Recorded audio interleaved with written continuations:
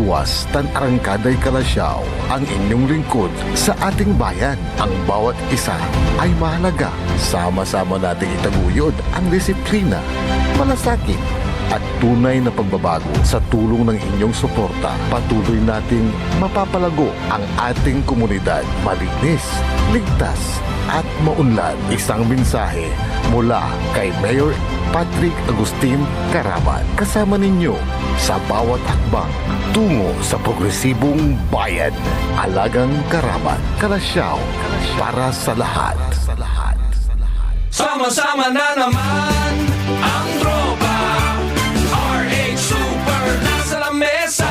Patak-patak na para tuloy ang saya. RH Super na ang siyang tropa. Drink responsibly. Gawing masaya palalo ang inuman. I-like at follow nyo na ang Red Horse Super sa Facebook. Drink responsibly. Popular sa balita, popular sa musika. Pangasinan Govwaves Network Corporation. Sa Pangasinan, we are the #1 pop music station. DWJE 88.1 FM. Radyo Pangasinan. Paborito. Paboritong ang kabataan at matatanda. Paboritong pakinggan sa bus, tricycle, jeep at mga opisina. Paborito mo, paborito ko, paborito natin lahat. DWJE 88.1 FM, Radyo Pangasinan. #1 pop music station. Paborito. Ang susunod na programa ay rated GP. GP? Ano yun? Garantisadong pampaborito. SPM Saray Balitan Matua ed Radyo Pangasinan. Programan magipasabi na saray matuan nagagawa ed balay, probinsya, bansa, tanjat intiron mundo. SPM Saray Balitan Matua ed Radyo Pangasinan. Kaulo, Kantabayo, say lawas karo tang kapaborito yo.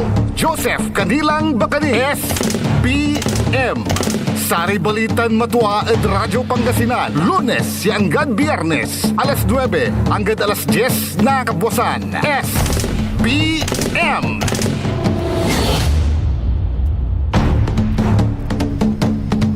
Malinlinis si agaw na Lunes, Pangasinan, Dagupan.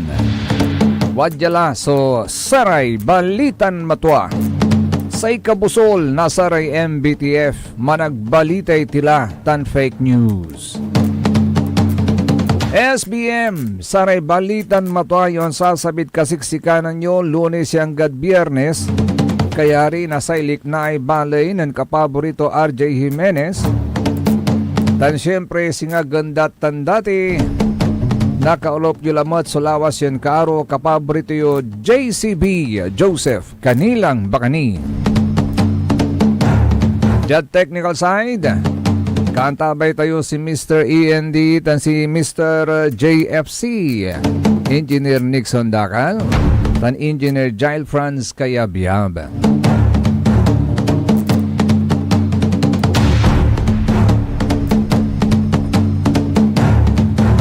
Suspended at ating tanagagik so karaklan na saray urong at halos pigaran munisipalidad at luyag tayin Pangasinan.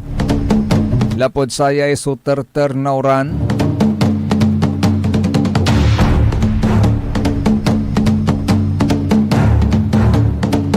Pero ang patapetang ya pantutungtungan natan at syudad na Dagupan. So, satay sa kaya survey, di paakar at saratay kwan ya 12 plataforma ya inbilkag na Mayor Belenti Fernandez ng sikato sutin magam at sa may 2022 elections. Sa itapot at no atuorta, irarayan plataforma para Dagupan. Antay dyan saray reactions na saray netizens akin at mas lakit sa ubat da agagik walay imabat na none of the above Wi-Fi city but no signal. Bawat pamilya may scholar pala. Bakit ganun? Kwantuye sa kimatay. 2 beses akong nagpasa ng kompletong requirements. Nakagraduate na ako. Wala pa rin yung scholarship ko. Kwanto?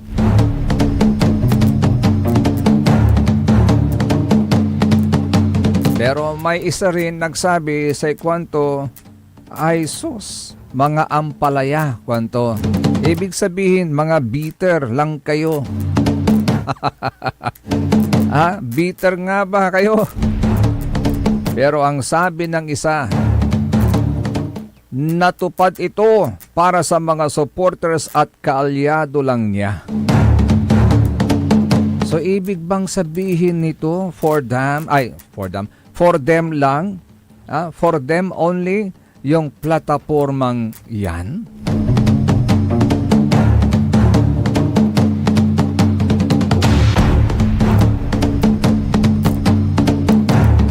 Pero ito mga kapaborito, nasa tapat na ng Binmali at Dagupan City ang mga barko na nagmimina ng ore. Wali aning ng tayo at sa Kuya Post. Bate po sa post ng Pugaro Sweet Dagupan sa social media, mula sa Swal at Lingayen ay andito na yung barkong yan sa Bautan na sa ibali na Binmalay, Tandagupan City. At ang sabi sa naturang post agagik, ang pagmimina na ginagawa sa Lingayen Gulf. Meron nga bang nagaganap na pagmimina dyan sa Lingayen Gulf? Ang pagmimina sa ginagawa sa Lingayen Gulf ay lubos na nakakaapekto sa mga yamang dagat, lalo na sa pagkawala ng mga isda na nahuhuli ng mga mangingisda sa naturang gulpo. Sa itapot danatan, mayroon ba itong kaukulang permit ng pagmimina sa probinsya? Lalong-lalo na sa mga munisipalidad at syudad, permit mula sa Department of Environment and Natural Disaster, Department of Environment and Natural Resources. Muntik ng disaster. Sa itapat dagagik sa ibabagadanasan, sana huwag pahintulutan dahil malaki ang epekto nito sa kalikasan at sana agad maaksyonan bago tuluyang mawala ang mga isda na pinagkukuhanan ng hanap buhay ng mga mangingisda. Kaya nananawagan po sila sa DNR. Ipanangdang mo pa may video, Engineer Richard. Taanang nang datan niya barko watan. Nang nangyuan man may barko agagik. In video da iraratan duaran barko ng kakabalag. Anti gagawan daditan. Baybayin ng Lingayen Gulf. Specifically ditan at party sakop na say Binmali, Tandagupan City. Nanunutan nyo at ating tanagagik mga kapaborito in the past. Pigay bulan laya palabas. Nabigyan din po ng pansin yan. No agak nalilingod sa Guniang Bayan nasa balay na Lingayen. Agauntan. Tinawag so imano na say DNR, saray arumiran concerned agencies at satan niya anong nandan barkura.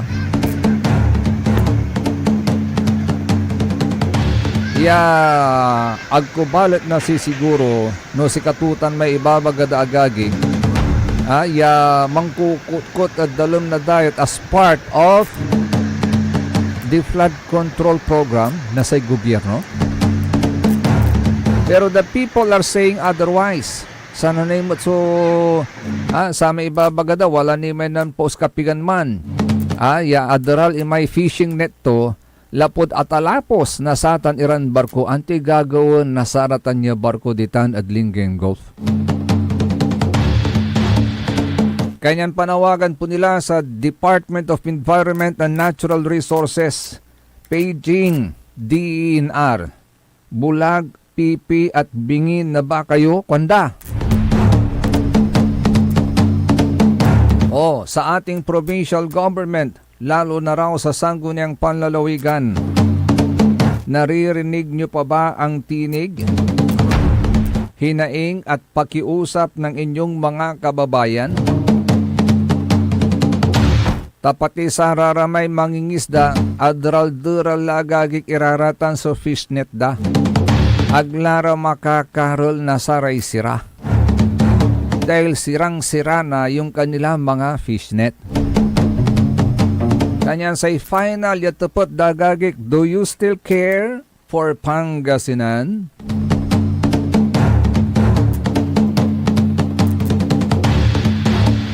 Jabalat at say panterterter na uran. Lumulubo na naman ang bilang ng mga nagkaka-COVID sa mga paligid, lalo na sa Metro Manila.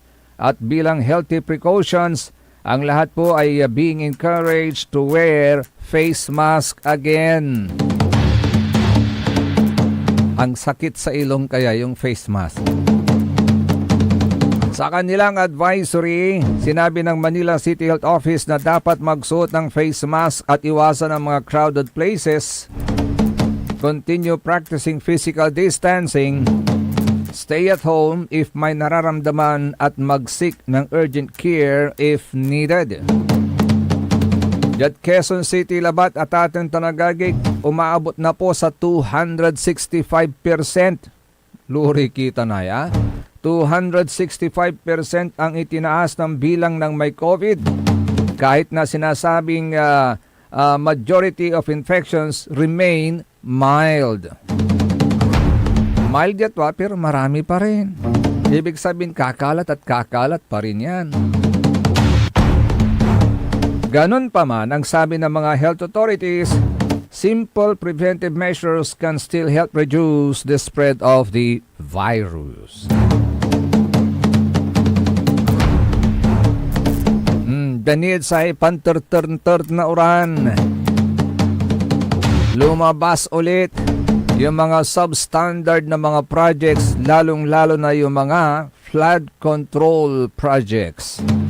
Naeditan na Occidental Mindoro, gumuho sa gitna ng matinding ulan. Yung pong mga structures po dyan, kaya naman ang mga apektadong mamamayan nananawagan sa mga senador na nagsabing huwag nang pakialaman ang issue sa flood control. Na buwas, ipanunungkod si Kayura may agray-gray infrastructure. Wala ni agray at may magano. Natan kula ipanunungkod si kayo ango. At apen na agyula alagaran. Wala impawit that siya. Ya video agagi. Ni tanay tay-tay. Tay-tay, yagin mo ba agagik? Then, tinalapos na si Maxil, yaagos na danom. Pakicheck na lang partner engineer Nixon.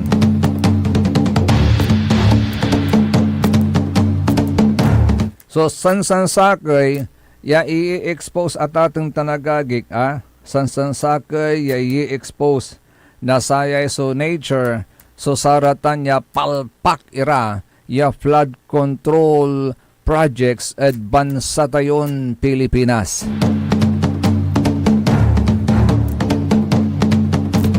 Milyon, bilyon, trilyon, so napipir din kwarta na Pilipinas. Atay trilyon yung napipir di agagi, mayamyaman lakumon sa bansang Pilipinas. Mayamyaman lakumon, iray totoo, totoo na Pilipinas si Karadi Juan de la Cruz. Taninang ninyo agagig, pigarali utang tayo pigarali utang tayo, bangko agagig, trilyon la so utang tayo. Yaatan na utang, sasakbaton tayo natin na katong tanagagig, iratan niya utang agauntan. Antayo no, animikan may, tay-tay, babaga tayo niyo. Kusbo, Apirdi. Ya kwarta lamot na umbali agagi. Trilyon na utang kayo. At alam ho ba ninyo kung magkano ang pinapasa sa atin na utang, babayarin natin sa utang na yan? Babayarin natin sa utang na yan? Tinatayang nasa 162,000 pesos ang katumbas na utang ng bawat Pilipino kung hahatiin ang kabuuang new record high na 18.55 trillion pesos na outstanding debt ng national government nitong buwan ng Mayo. 100 sa utang na balang sinansakit si Katayo, 162,000 pesos. Pangalan ko na kwarta. Ang naturang halaga ay batay sa tinatayang 114.8 milyong populasyon ng bansa, kung saan hinati ang kabuang utang ng gobyerno. Katumbas naman ito ng umaabot sa 675,000 pesos kada pamilyang Pilipino, batay sa tinatayang 27.5 milyong pamilya sa bansa. Grabe, grabe. So nasaysay napipir din kwarta na umbali at atong tanagagik saya so unyaran nagagawa ya graft and corruption.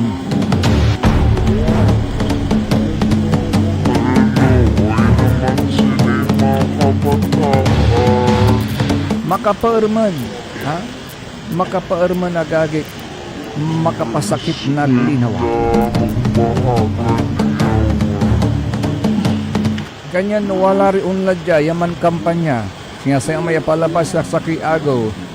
Masakbay ni mga kampanya la. Inlon sa tula so kandidatura to. Ya untagam. Ya magmaliw. Ya presidente na Pilipinas. Say makapasiksi na gumin sa kay. Say inosarton pasilidad. Ya Pangilon Santo na satay kandidatura to. Government facility. So, saranda so government resources si katut ng tagabayton ibaga. Yain lun sa da so satay kandidatura da at sa kaya government facility. Para ano? Para libre?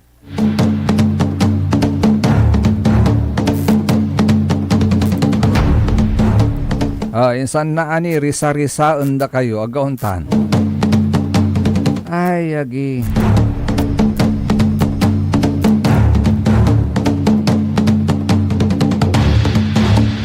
Conditional threat is not an impeachable offense. Si katuya ang putang-putang nata niya pantutungtungan na tatang tanagagik. At satay conditional tan satay babagadan na threat at atang tanagagik. Wala may abasa gagagik. Ya bali-balin i-share kumatad si katayo. Tapan mas nalinuwan tayo. Anto tatantay conditional threat. Is conditional threat is an impeachable offense? Impeachable offense ba yung conditional threat na yan? Kasi ang sinasabi ng prosecutor, si BP Sara Duterte committed grave threat against the President, the First Lady, and former Speaker Romualdez. Now, sa ikwanda, let us examine the legally, logically, and morally points of these arguments at ating tanagagik. Hello, good morning kay Sir Max Solis, kay Sir Danny Caras ng DWC Joyce Enterprises. Ano yung legal argument? Ang sinasabi po nila mga kapaborito, it does not meet the standard of grave threat nor impeachable offense yung sinabi ni Vice President Sara Duterte. Under Article 282 na sa Revised Penal Code, what man iramay elements yan ibagan sa kuya grave threat itan no present irayan elements. Talura so elements sa binitlada agagik. One element, a threat to commit a wrong. No sa may pagbabanta. At singa it is something na to commit a wrong, then it qualifies. But that is just one element. The second element, that is serious, specific, and unconditional. Yung pagbabanta dapat seryoso, specific, and unconditional. At higit sa lahat, number 3, it was made with intent to cause fear. So dapat present yung tatlong elements na to at para mag-qualify yung sinabi ni BP Sara at sa may grave threat under Article 282 na sa Revised Penal Code. Pero sekunda, sa may imbaga ng Vice President Sara Duterte was like this. If I get killed, I already instructed someone. If I get killed, I already instructed someone. So sekunda, that is conditional. Because of the word if. Because if means it has not happened. Will not happen unless another act happens first. Dapat may mangyari muna na aksyon bago mag-qualify iyon. So ibabagada agagig. Because Supreme Court jurisprudence says, words uttered in anger in a press conference without immediate ability to carry out are not criminal threats. They are protected political speech. And under Article 11, Section 2 of the Constitution, impeachable offenses are, ito po yung mga impeachable offenses, treason, bribery, graft, culpable violation of the Constitution, and betrayal of public trust.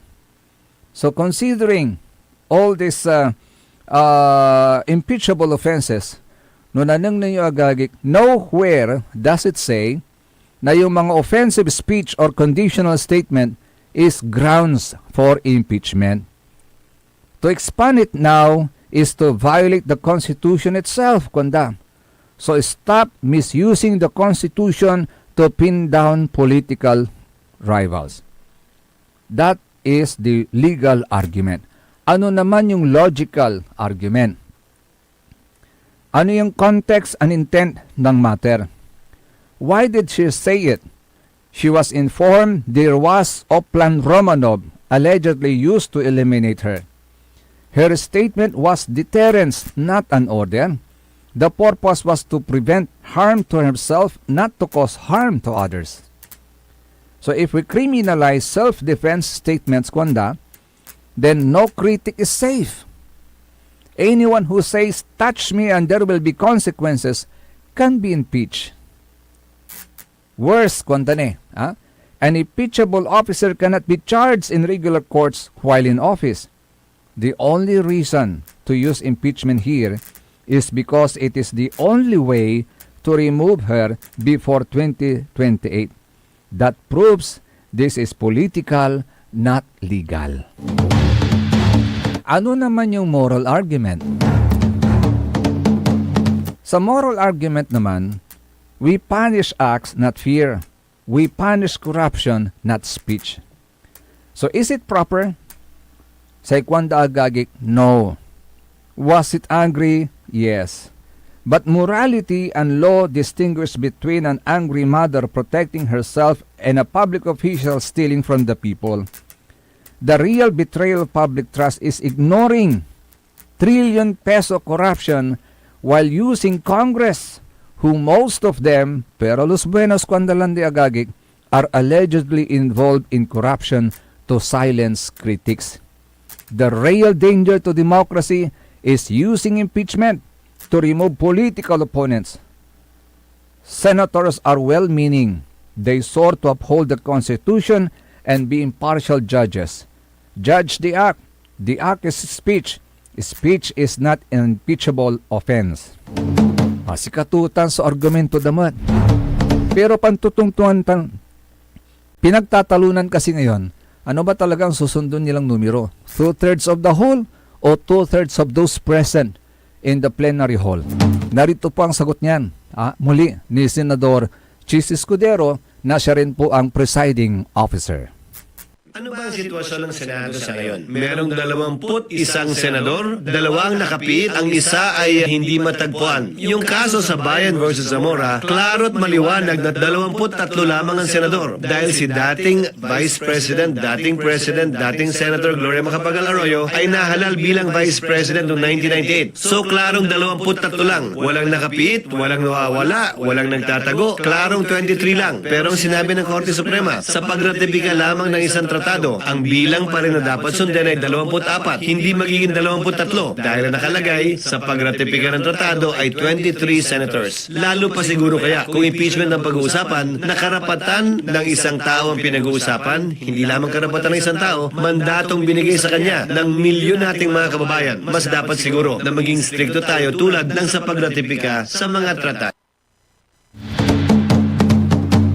Si katuta na gagik, susamay opinion to, desisyon to ng presiding officer, Senador Cheese Escudero.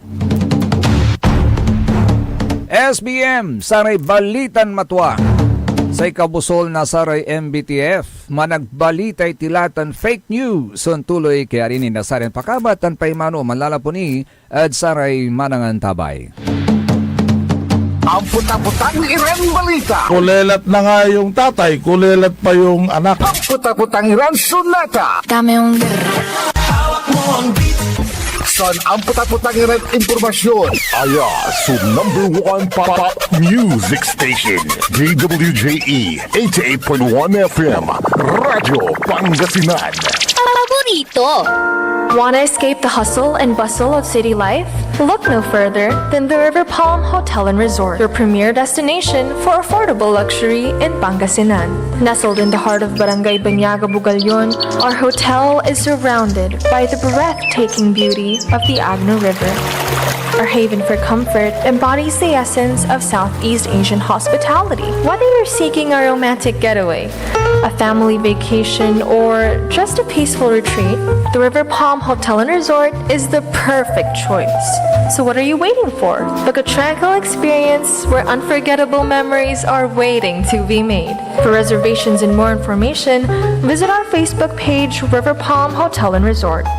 Your home by the river awaits you. Ika-100 taon ng pagbibigay serbisyong pangkalusugan ng Region 1 Medical Center bilang isa ng 1,500-bed capacity na ospital, mas marami pa ang mapapagaling at buhay na madudugtungan ng ospital di lamang sa Pangasinan kundi sa buong Northern Luzon sa tulong ng 12 accredited residency training programs at 13 active specialty centers nito: Cancer Center, Dermatology Center, Eye Center, Heart Center, Toxicology Center, Burn Care Unit, Center for Mental Health, Acute Stroke Unit, Geriatric Center, Infectious Disease Center, Kidney Transplant Unit, Lung Center at Trauma Center. Patuloy na mangunguna ang R1MC sa pagpapaigting at pagpapaibayo ng dekalidad na healthcare delivery hanggang sa susunod na siglo.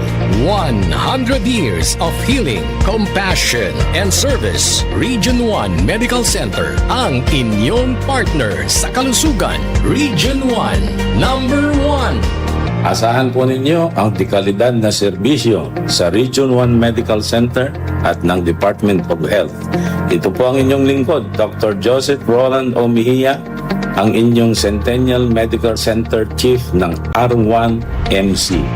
Sa bagong Pilipinas, bawat buhay mahalaga. Talaranan sa paboritong herbal ng bayan, E-Karma Health Option. Kaiba sa paboritong doktor, Dr. Glenn Soriano. At programan Early in the Morning, alas 7 hanggang alas 8 na kabusan. Kada Sabado, Jalaban at paborito yon istasyon, DWJE 88.1 FM, Radyo Pangasinan. E-Karma Health Option.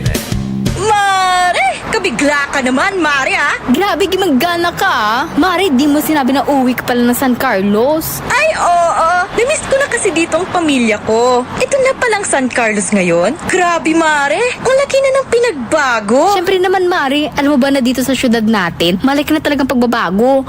Mula sa mga infrastruktura, nandiyan na mga konkretong daan at mga bagong pasilidad. Wow! Meron din tayong trending na ayos, kalusugan karavan na nagbibigay ng libreng serbisyong medikal. Palit-palitan, ha? Saka, nandyan din ang mga programang pang-agrikultura para sa ating mga magsasaka. Ay, wow! At higit sa lahat, Maria, ang pagpapanatili ng peace and order ng ating syudad. Perfect! Di lang yan, binibigyan din ng halaga ang kapakanan ng lahat ng tao at pantay na karapatan sa mga serbisyo ng gobyerno. Grabe, Mare! Ang bongga na talaga ng San Carlos. Parang ayoko na bumalik sa ibang bansa. Oo, Mari. Kung ako sa'yo, dito ka na lang sa San Carlos. Dahil sa San Carlos, tunay na subok na ang serbisyong ayos. Mayor Julia Ayer Resuello po, kasama si Vice Mayor Jose Resbox Resuello at ang sangguniang panglungsod ay nandito upang umagapay at magserbisyo sa ating minamahal na syudad. San Carlos, maunlad, ligtas at maayos. Paborito ng kabataan at matatanda. Paboritong pakinggan sa bus, tricycle, jeep at mga opisina. Paborito mo, paborito ko, paborito nating lahat. DWJE 88.1 FM Radyo Pangasinan. DWJE 88.1 FM Radyo Pangasinan.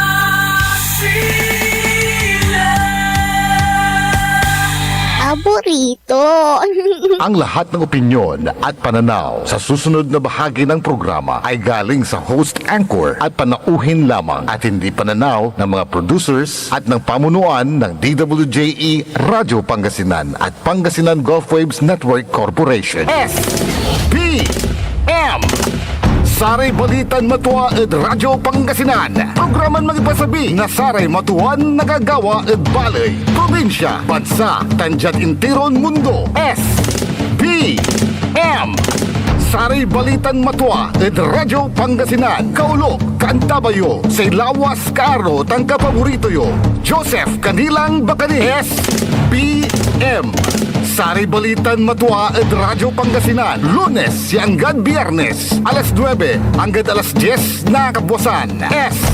SBM SBM is brought to you by Mars Restaurant, Galila, Mga Antila, and Mars Restaurant. Matatagpuan sa Rufinas Square, Binmaloy, Pangasinan, just along the highway near Dagupan City. A perfect venue for a dinner date. Mars Restaurant. Come hungry, live happy.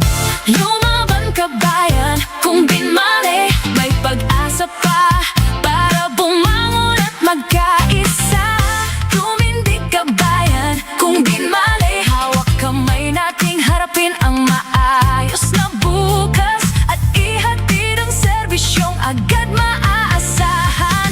O bayan, kung sinilangan, hindi ka nag-iisa, hindi ka iiwanan, ika'y sasamahan magpakailanman. Mahal kita, o bayan, kung binmali hanggang sa dulo ng walang hanggan. Tuloy-tuloy so Saray Balitan Matua. SBM sa ikabusol na Saray MBTF managbalitay tilatan fake news. Kaulop kanta ba yun sa ilawas yun kaaro kapaborito yo JCB Joseph Kanilang Bakani. Alas 9:35 lahat natin tanagagig wala tila at mikadwan takap say Matuan Lik na ay binmalay. Hello, good morning kay Sir Paulo Uson sa ikwanto kong DNR sa lalawigan ng Pangasinan. Low break is low breaker, malamang sa alamang, baka sila pang gumagawa niyan sa baybay ng linggayan. Baka may basbas galing sa taas. Oh, DNR, paging. Buhay pa ba ang DENR? Active pa ba ang DENR? Hello, good morning likewise kay Engineer Rodolfo Dion Magandang umaga po sa inyo, engineer. Breaking news lang po tayo mga kapaborito. Breaking news. Tani walay balita gagik ya agawan yugyug di tanay at parte na masbate yano iner talik na so sa kaya 4.8 4.8 ya yugyug at sa iago na Lunes ni Malabat alas 8:53. Intensity 3 Alikna di Tanad Castilla Dansul at Sorsogon City Sorsogon. Intensity 2 Jad Aruroy Masbate Pili Ragay at Sipukot. Camarines Sur Tabaco City Albay. Intensity 1 at Bulusan Sorsogon Batuan Masbate. Jamat at sikatayo di man na alas 8:50 kaunatini da isat. Alik namat so sakaya 3.4 ya earthquake ditan at parte na Bolinao, Pangasinan.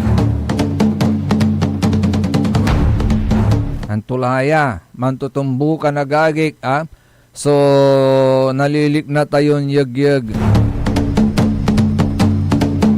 By the way, may advisory po ang Sinpelco, power interruption at Sayan Agaw, July 13, alas 9 hanggang alas 4 ngaram, na andiyan na kuryente at Barangay Parayaw, San Carlos City.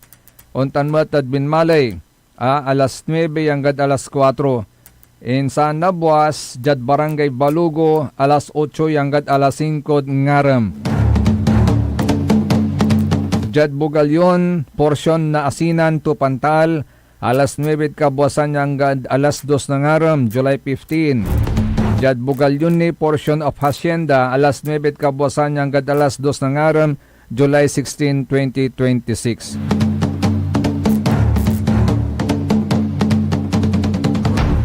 Frustrated at dismayado ang ilang estudyante na nakapasok na sa kanilang paaralan sa bayan ng Binmalay matapos lumabas ang suspensyon ng klase mula sa tanggapan ng local chief executive Yasay kwanda agagik agi at tilak amo may bayan muna bago sarili kwanda.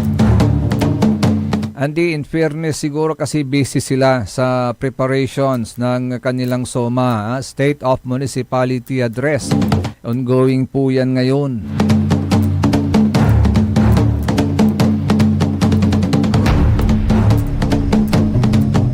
Pero maong matla, suspended tapi nagkila na baseuran. Agauntan, Pero kaskasyan may ugaw, pinurgada inatay. Pero antayo reaction di man nagagig. Bakit kasi pati pagpupurga pinapagawa sa mga teacher? Hindi naman mga medical personnel ang mga yan. Agauntan, although yung pagpupurga, pagpapainom lang naman yan. Pero dapat yan, di ba dapat mga medical officers ang magpapainom yan? Hindi mga teacher. Kasi yung mga teacher, ang guro ay para magturo, hindi maging all-around staff. Imagine nyo, yung mga guro, no aliwaran doktor, coach. No aliwaran coach at sports, si karay unalagay at eleksyon. You know, all around yung mga teachers natin. Unalagay erad eleksyon, si karay mambantay man bilang na resulta eleksyon. Agauntan. Di ba ang guro dapat magturo lang? Ay, agi, sa ikwandalalaingan, tanggalin na ang lahat ng non-teaching task na walang kinalaman sa pagtuturo. Ibalik ang oras ng mga guro sa kung saan sila pinakamahalaga. Saan ba sila pinakamahalaga? Sa kanilang mga estudyante. Although nag-issue na po ng statement ang Department of Education hinggil po dyan.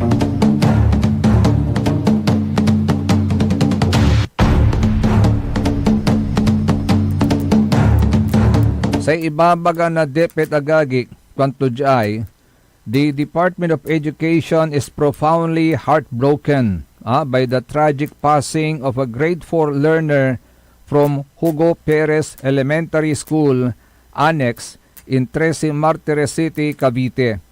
We extend our deepest condolences to the family, loved ones, and the entire school community.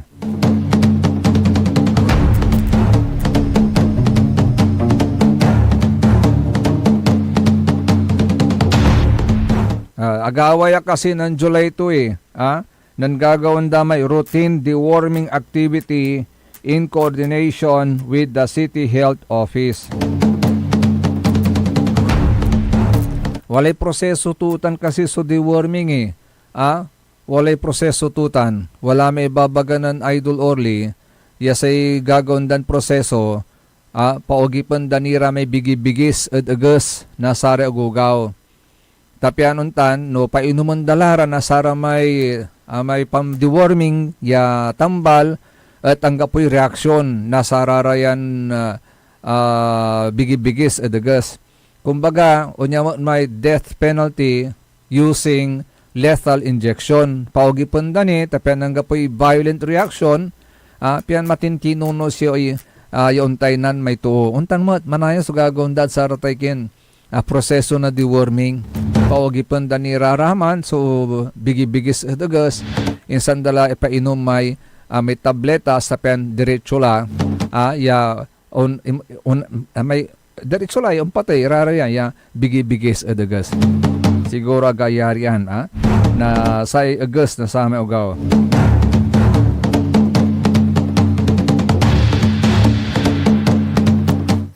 Ay, last Friday, napag-usapan natin yung pong passionate move ng OSCA head ng Pangasinan, who happens to be also the OSCA head ng Binmali, na dapat ipasa kamay na lang sa mga local chief executives ang pamamahagi ng mga ayuda, pati yung mga universal pension.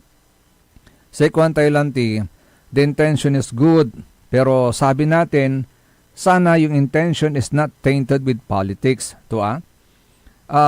Kasi if you will notice, sino at paano ba pinipili ang mga OSCA heads?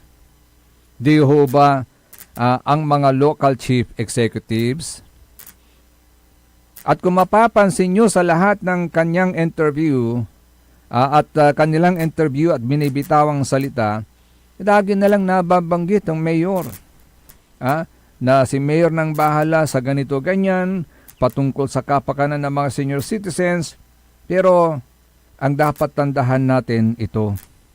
Ito po dapat tandahan natin na yung mga senior citizens dapat po mga kapaborito, di ba ho ba dapat apolitical yan? Agaon tanatatang tanagaging. Di na dapat pinapakilaman. Kaya sabi natin, kasi tutuputanday, tama lang na ang DSWD ang pangunahing mangangalaga o ito yung mga lead agency ng programa para sa senior citizens pension o iba pa mga ayuda kasama na mga proposed universal pension at hindi purely ang LGUs. Dahil ito ay batay sa kasalukuyang batas, istruktura ng gobyerno at praktikal na konsiderasyon. Ano yung kasalukuyang sitwasyon? Hindi pa universal ang pension. Ang kasalukuyang programa ay ang Social Pension for Indigent Senior Citizens or SOCPEN sa ilalim ng Republic Act 1994 o yung tinatawag na Expanded Senior Citizens Act of 2010 na binago ng Republic Act 11916. Ito ay para sa mga indigent. And when we say indigent, yan po'y mahirap, walang regular na kita o ibang pensyon, at ito yung mga seniors na 60 plus taong gulang. Nagbibigay po ito ng 1,000 pesos na monthly mula sa 500 pesos. So from 500, naging 1,000 na po yan. Maliit lang. Agaon tanatatang tanagagik. Malit lang para pag-interesan. DSWD ang lead implementer mula noong 2011. Silang namamahala sa pundo mula sa National Budget or GEA, sa guidelines, sa disbursement at overall monitoring. Ngayon, ang ginagawa nila, nakikipagtulungan sa mga LGUs to facilitate the distribution. Nakikipagtulungan po sila sa LGUs sa pamamagitan ng OSCA at Local Social Welfare Officers para sa identification ng beneficiaries, payout at lokal na logistics. Ngayon, may mga pending bills para sa Universal Social Pension tulad na lang House Bill 10423 at iba pa na magbibigay sa lahat ng seniors, hindi lang mga indigent, simula sa edad 65 na may hindi bababa sa 1,000 pesos monthly. Sa mga draft, DSWD pa rin ang pangunahing implementing agency kasama ang National Commission of Senior Citizens at coordination sa DILG, LGUs. Hindi pa ito naging batas hanggang 2026. Ngayon ang tanong natin, bakit mas tama ang national agency o ang DSWD bilang lead agency? Papaliwanag po natin. Una, meron yung tinatawag na uniformity at standardization. Ang national program, ito po isang national program na may pare-parehong rules sa buong Pilipinas. Kung puro LGU ang maghahandle, ito ngayon yung consequence, kung puro LGU ang maghahandle, maaaring magkaiba-iba ang implementation na gauntan. Antayo mo lay, siyempre iba-ibang tao yan, iba't ibang local chief executives, iba't ibang mayor yan, iba't ibang mentalidad din, agauntan. Whereas kung iisang lead agency, ang DSWD lamang, iisang policy ang kanilang susundin, agauntan. So pagka mas marami kasi, mas magulo. Kaya dapat maganda na lang yung iisa. Isa pang question. Ang ibang LGUs may mga resources. Pero yung iba, kulang ang mga resources. Kaya kung sa national, pantay-pantay po yan. Kung sinabing 1,000, 1,000 lahat. Hindi katulad kapag napunta sa mga LGU, sasabihin na naman nila, depende sa availability of funds. Agauntan.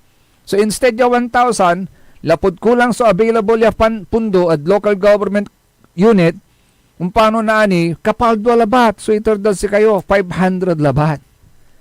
Kaya mag-isip po kayo.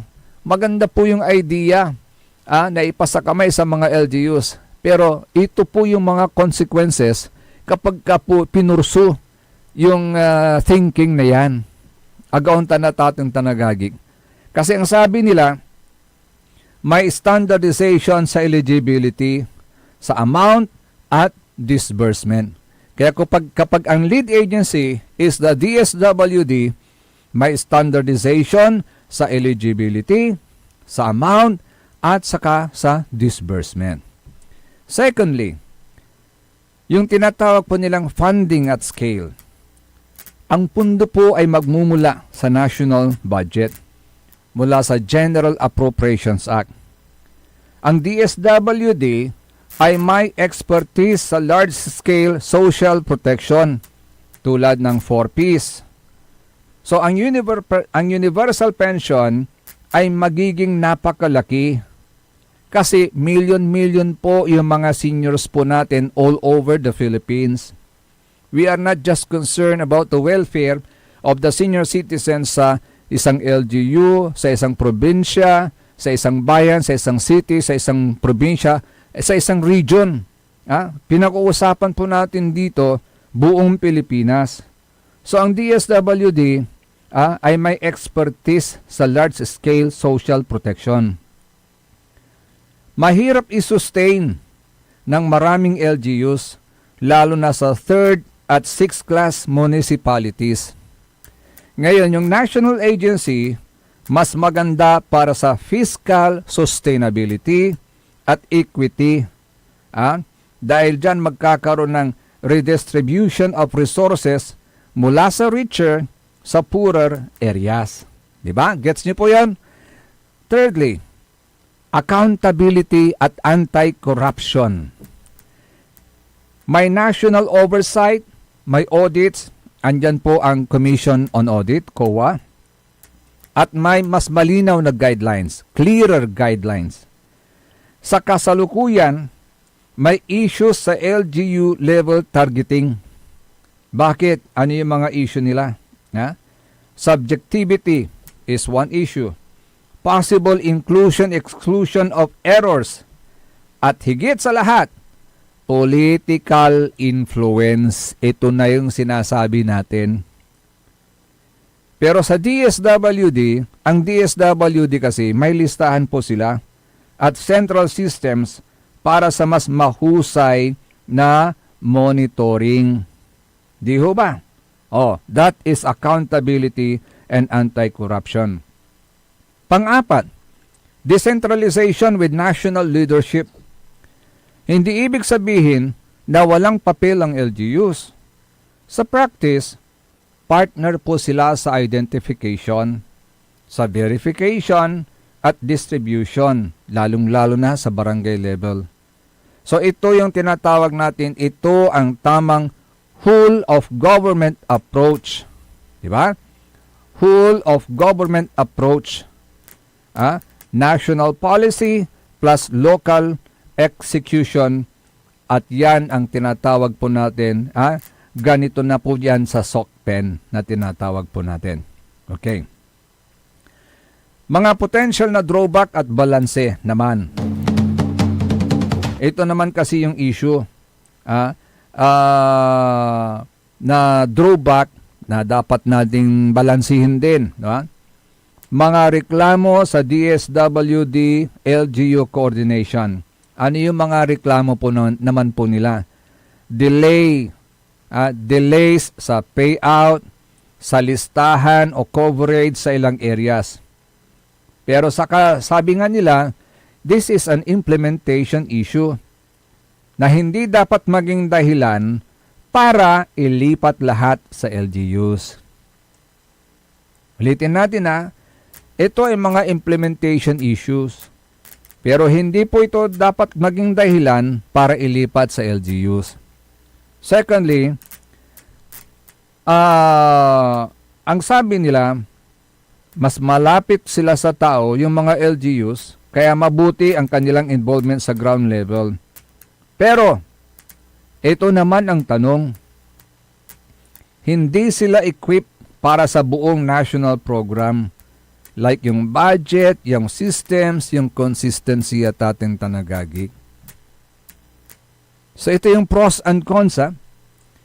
Sa ibang bansa, karamihan sa universal old age pensions ay national schemes para sa pari-parehong dahilan. Diba? So sa madaling sabi, ito po pakakatandaan po ng ating mga senior citizens, lalo ng mga iba't ibang OSCA heads sa iba't ibang bayan, hindi lang dito sa Pangasinan, maging sa buong Pilipinas. Tama na ang DSWD ang mangangalaga. Bakit? Dahil ito ay National Social Welfare Program. Ito ay isang National Social Welfare Program na nangangailangan ng centralized funding. Centralized funding. Na ibig sabihin, pag sinabing 1,000 ang pension ng bawat isang senior, 1,000 lahat yan matatanggap nila. Lahat. Kahit sa mga pinaka-poor municipality. Kasi iba-iba po yung income kasi ng mga LGUs. Kaya nga may tinatawag na first class, second class, third class, fourth class municipality sa Gontan. Nagdidepende kasi sa income po nila. Yung kanilang classifications. At sa pamimigay ng mga karapatan, ng mga cash incentives sa mga beneficiaries, minsan kapag ang LGU ang nagbibigay, hindi po yan uniform.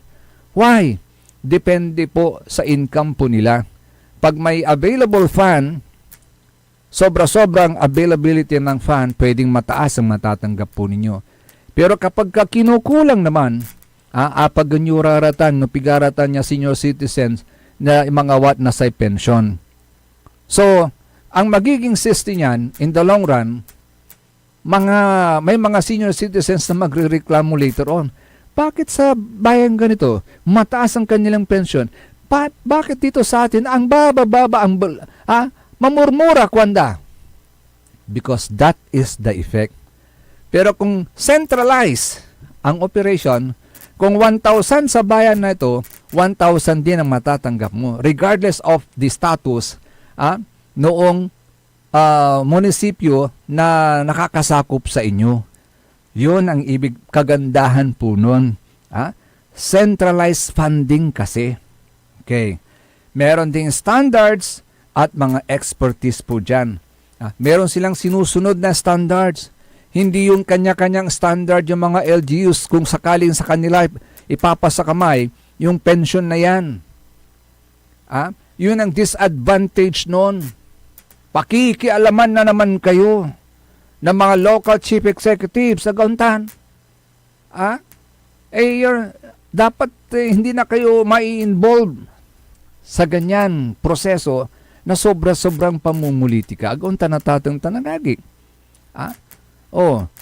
At least kahit papano, meron mang delay sa mga payout, at least matatanggap nyo. Pantay-pantay. Saan man kayong barangay, saan man kayong bayan, saan man kayong probinsya. Ano man ang status ng mga probinsya ninyo, ano man ang status ng mga munisipyo ninyo or syudad na tinitirhan ninyo, at ano man ang status ng mga barangay ninyo. It doesn't matter. Dahil mayroon pong centralized na funding. Pag sinabing 1,000, 1,000 lahat. Malinaw. So ito pakakatandaan po natin. Ang LGUs, mahalagang partner, pero hindi po yan ang replacement.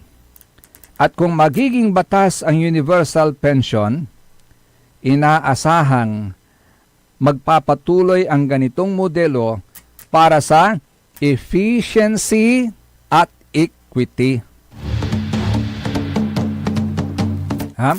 Efficiency at equity.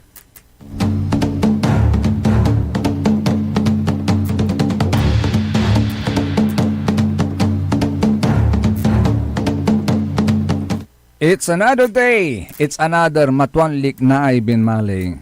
Binmalay, huwag kang susuko. Manindigan para sa maayos na bukas.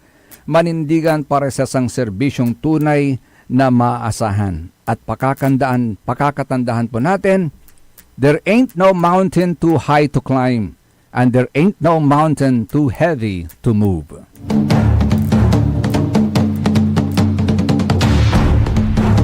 SBM, saray balitan matwa. Sa ikabusol na saray MBTF, managbalitay tilatan fake news. So aro nga lang nyo agagik, akala pakantabay lalang hula sa ilawas yun na kapaborito yun JCB, Joseph Kanhilang Bakani. Kantabay team at the technical side si Mr. END tan si Mr. JFC. Antabayan ang susunod kagad. Ang punto por punto kay Atong Remo. Dito lamang sa number 1 pop music station ng lalawigan ng Pangasinan. DWJE 88.1 FM, Radio Pangasinan. Paborito!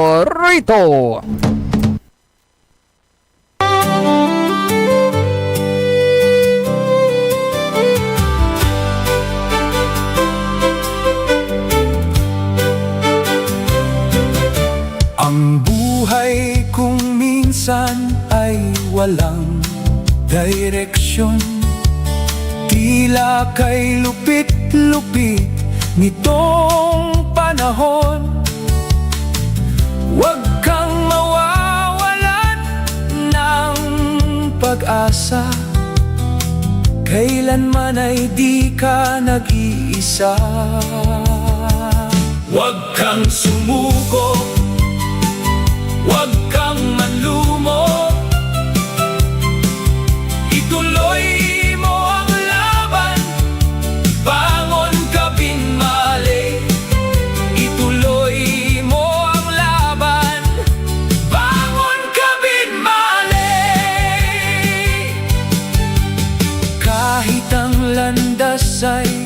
magulo, masikip sa pagsisikap mo ay makakamdan ang nais. Kung may hirap daw ay may ginhawa, kailangan lang ang sipag at tiyaga. Huwag kang sumuko, huwag kang manlumo, ituloy mo ang laban. Bangon o pinmali, ituloy mo ang laban. Bangon o pinmali.